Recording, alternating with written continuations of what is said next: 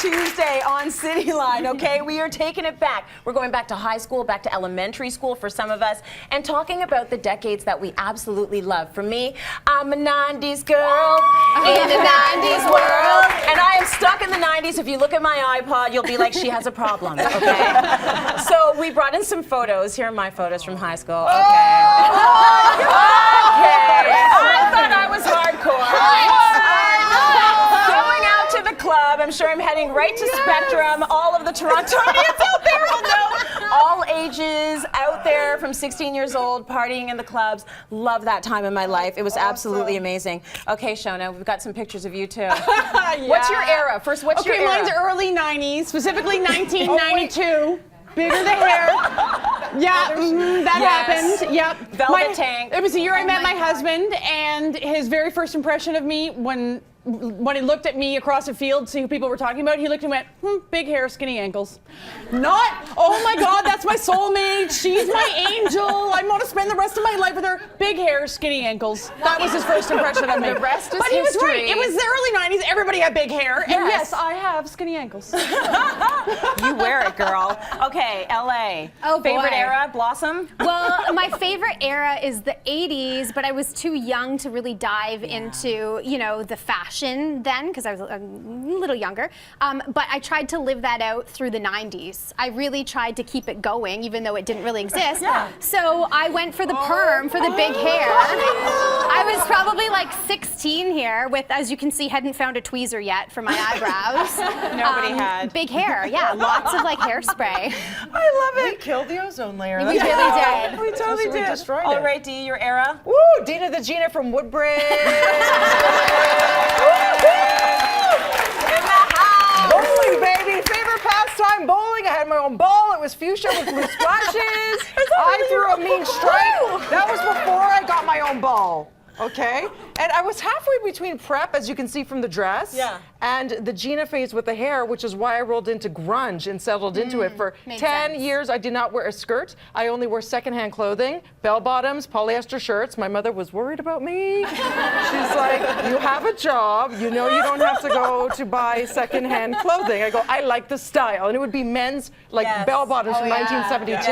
And sometimes I'd find like a meat stamp from like 1974 in the pocket. Like you'd find what they put in their pocket. That's almost better. The good thing about that era, though, is that girls wore a lot of clothes. Whether you were hip hop or whether you were grunge, you were actually dressed from head to toe. I would wear this Our parents to the should have club. been happy. And nobody hit on me ever. You know why? I danced though, and I danced. Okay, Trace, your era. Mine's early 80s. I was too young at the time. I lived it. I was there. Yeah. But if I was an adult, this is how I would have dressed. I like the fact that nothing matched. Everything was outrageous. Oh, look at the picture. Oh, take it down. Take it down. How old were you in that picture? I don't know, like 13, the zits, the everything. Adorable. But yeah, I like this. I like that they had different a different earring on each ear, different colors. It just nothing made sense. And that's what I liked about it. It's outrageous and bold, and that's what I loved. It was so wrong. It was right, and I wish I was an adult during that time. Totally, you're rocking that. Loud and proud. I love that, yeah. man. Okay, so when you think back, for me anyways, every era has a song. There's that song. It's like the soundtrack to your life. So this is not necessarily the 90s, a song and a move, but I'm going to show you my move, okay? When I could move.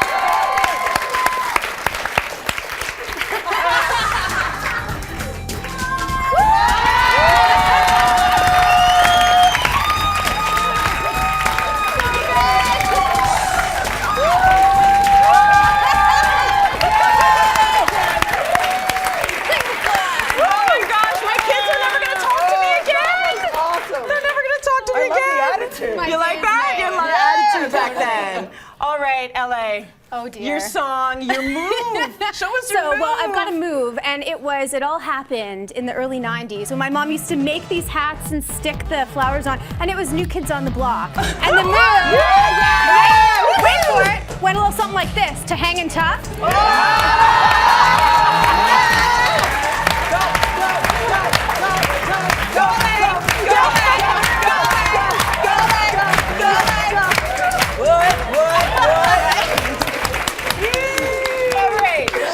Do you have a song, the soundtrack soundtrack to your life. Okay, I have a song. Okay, picture it. Okay, it's a concert. It's when there was general admission. No one was any seats. It was like kids everywhere. It was the middle of the summer. It was really hot. It took forever between the opening act and to get to the main act. And we were like, oh, you know, all that anticipation and stuff. It went totally black. It was already dark. Oh my God, you're all riveted. I love it. It was all dark. It was totally pitch black. And out of absolutely nowhere, you hear da-dun, da-dun, da-dun. And then out of nowhere, the spotlight, boom, on the best butt in show business and a guitar.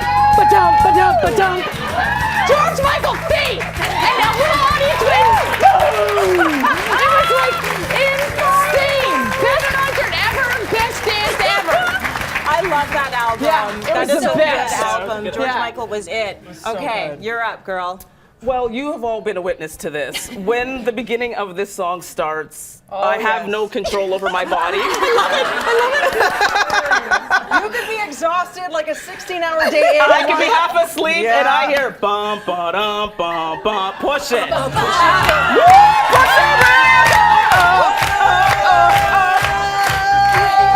Push it real good.